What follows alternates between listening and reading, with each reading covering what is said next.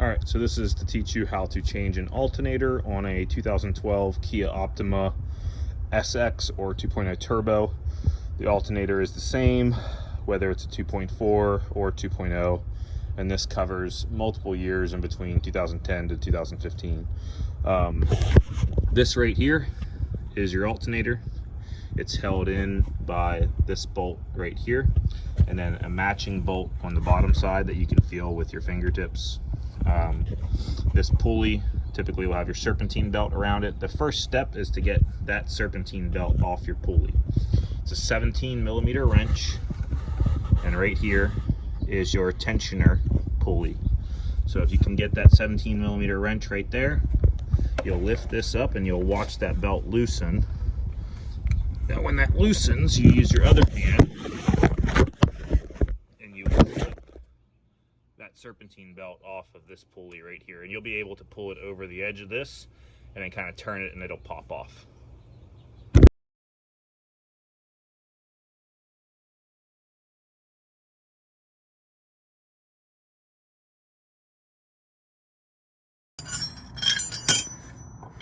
Tensioner pulley with your 17mm, you'll be able to get in here nice and really get a good pull on that to get this belt loose enough to get off.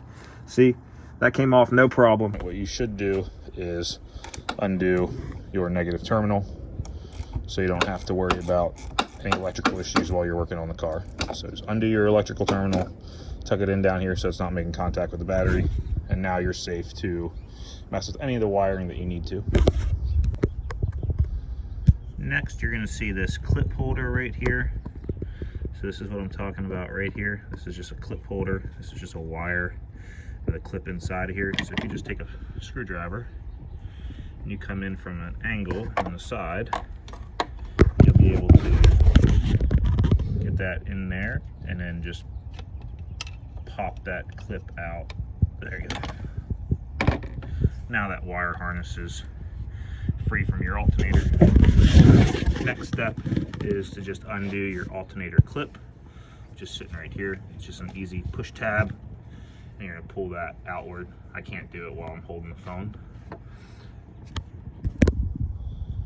All right, once you get a good grip on that tab, just push it in and it'll pull back, and this will be unconnected.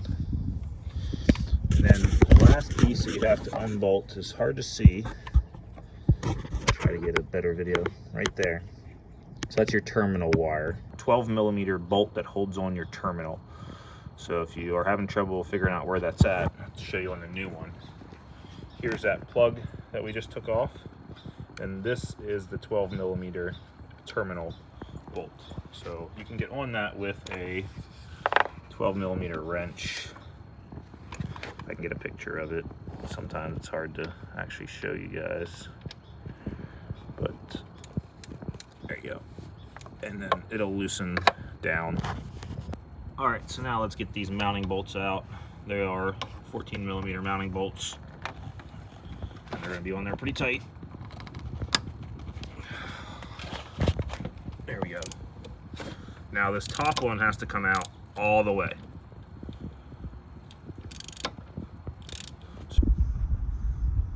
So just one of the many frustrating parts of this job is that this bolt goes all the way through, right? Like we talked about, you take this bolt out, except for you have to take this bolt out completely to get the alternator out. Well, guess what? When you get to about here, you'll either hit your wrench that you've left on your tensioner pulley, but if you don't, you're gonna hit this coolant line. Now, you can safely pull up on this coolant line enough that you can sneak this bolt out underneath of it.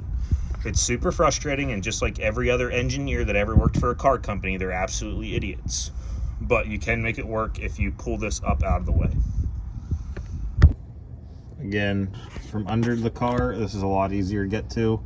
This is where we're looking here from under the car. It's a view of like the oil pan to give you an idea where we're at, and then your bottom pulley. So it's this bolt right here that's attached to the bottom of your alternator. If you're like me and you have longer hands and bigger fingers and you can't really get there from inside the engine compartment, this is much easier to get your 14mm bolt wrench on and get loosened up. I already cracked it loose, so that's pretty easy.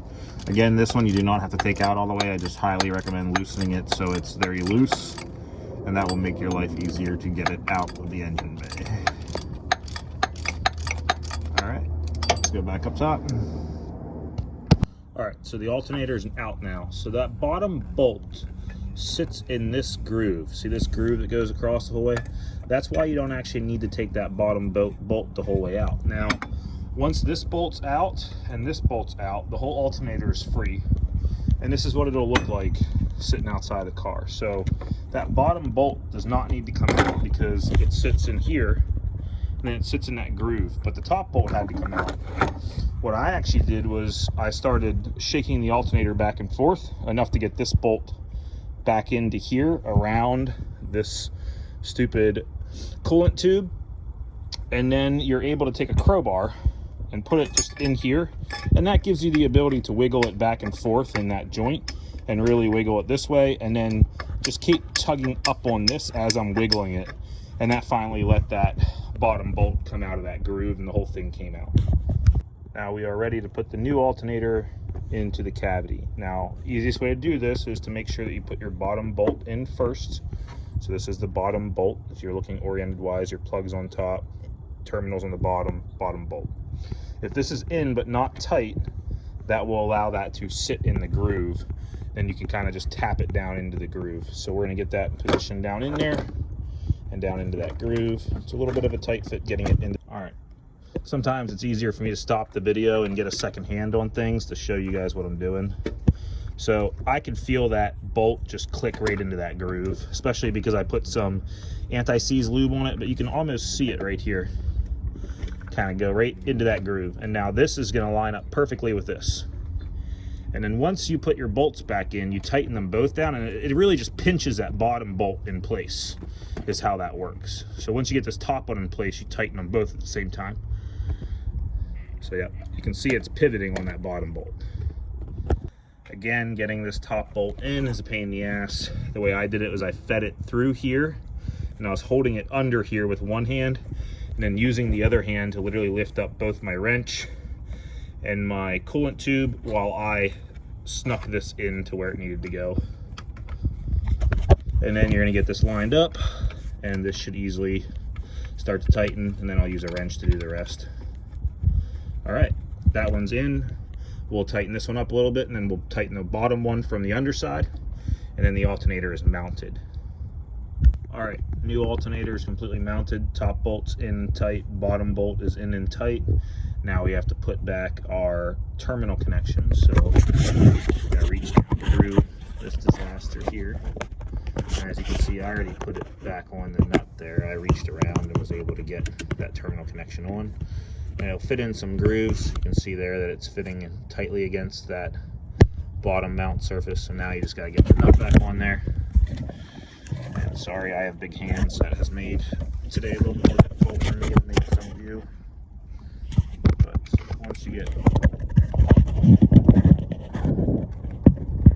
this back on, there we go,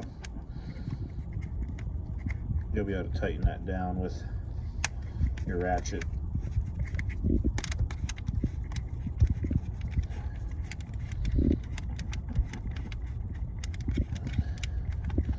All right, it's almost hand tight. And you can see that that is connecting and that's sitting tight against that metal. So you know that's in the right spot. And then get a ratchet on there.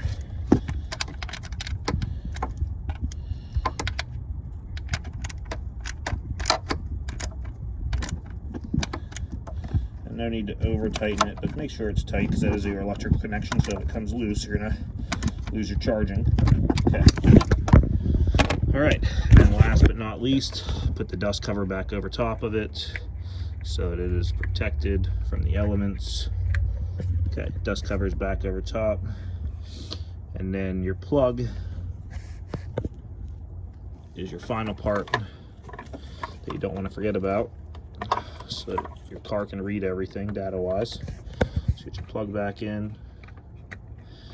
Make sure it clips back in there nice and tight. There we go. Sorry, it was hard to watch the video and do that at the same time. So plugs back in nice and tight.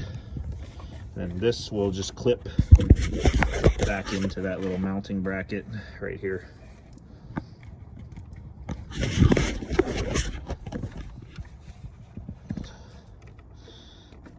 Okay. There we go. You can hear it click. Now that's back mounted in there, nice and tight. All right, next is to get the belt back on.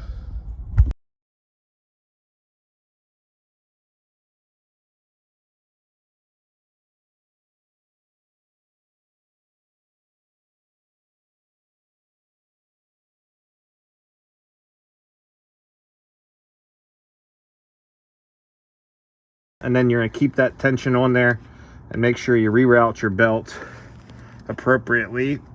Sorry, I pulled it off the, there we go, there. And then give it a nice pull. And now look, see how easy that went back on from the underneath? So this is that underneath view. So you can really pull on that tensioner arm from the underneath with a 17mm wrench. The longer that 17mm wrench, the easier. And then just make sure that your belt's in all the appropriate grooves, and you are good to go. Final thing, don't forget to reconnect your battery cable. That's always bad if you do that, because then your car won't start. And then once that's reconnected, tighten her on. And now your alternator job should be done. Battery cable's back on. New alternators in place. Bolt 1 and bottom bolt are tight. It's easier to tighten the bottom bolt from the underside. My clip and my terminal cable are back on, and I re-put this clip back into the bottom of the alternator. And then I made sure that my belt was routed appropriately, and I did that from the underside as well.